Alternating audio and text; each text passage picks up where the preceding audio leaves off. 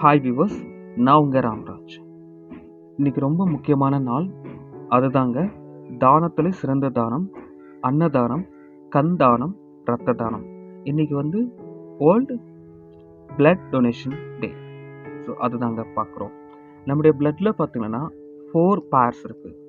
A positive, A negative, B positive, B negative, AB positive, AB negative, O positive, O negative. இப்போ வந்து சில வருஷங்களாகவே நம்ம சொல்லிட்டு இருக்கோம் ரேர் பிளட் குரூப் அண்ட் கே, அப்புறம் வேறு டைப்ஸ் இருக்குது. அதை பற்றி நான் பேச விரும்பலை.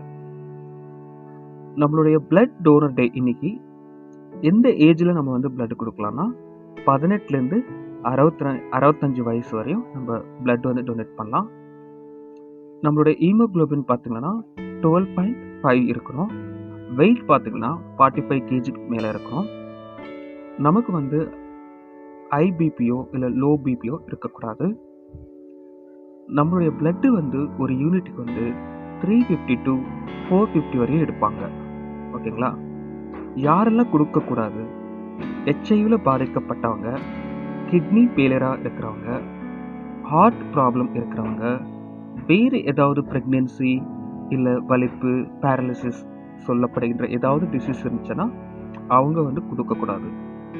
சப்போஸ் ஒருத்தர் ஆல்கஹால் எடுத்திருந்தாருன்னா 24 hours அப்புறம் வந்து அவர் வந்து பிளட் வந்து டொனேட் பண்ணலாம்.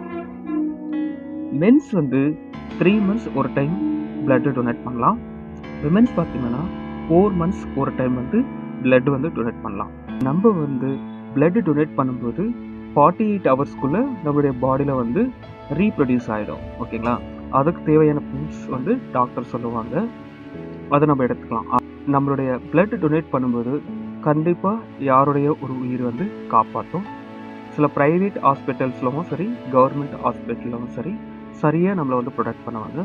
நீங்கள் கொடுக்கும்போது சரியாக பார்த்துட்டு கொடுங்க. இன்றைக்கி நீங்கள் யாராவது கொடுத்துருந்தீங்கன்னா கீழே இருக்கக்கூடிய கமெண்ட்ஸ் வந்து நீங்கள் கமெண்ட் பண்ணுங்கள். தேங்க்யூ, பாய் பாய்.